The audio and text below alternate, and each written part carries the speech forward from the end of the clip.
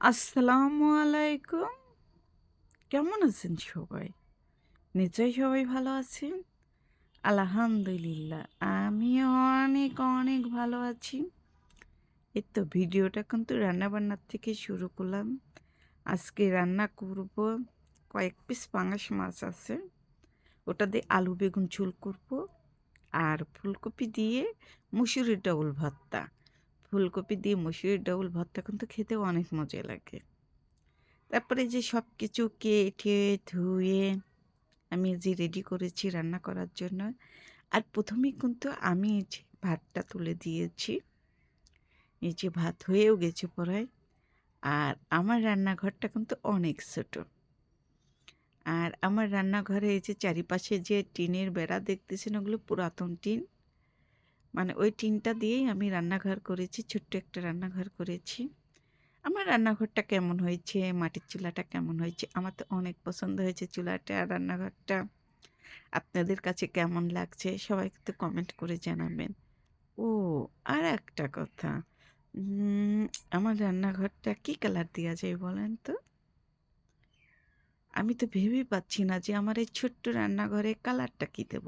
কয়টা কালার দিয়ে আমার রান্নাঘরে রং করব? আপনারা সবাই কিন্তু বলবেন।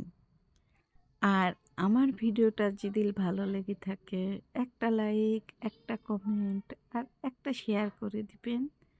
আর অবশ্যই, অবশ্যই জানাবেন আমার এই ছোট্ট রান্নাঘরটাকে কি কালার দিব। আপনাদের কমেন্টের অপেক্ষায় রইলাম আমি। এই তো আমার কিন্তু ফুলকপি আর ডাউল সেদ্ধ করা হয়ে গেছে। ওটা নামিয়ে যে মাছ রান্না করতে গেছি। আর মাছ রান্না করতে বসছি আর মাছটা ভাজতে ভুলেই গিয়েছি। প্রথমেই তরকারি কষিয়ে নিয়েছি।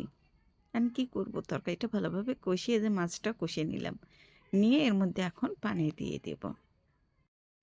মাছটা হতে থাক, আমি এর মধ্যে ভর্তাটা করে ফেলি।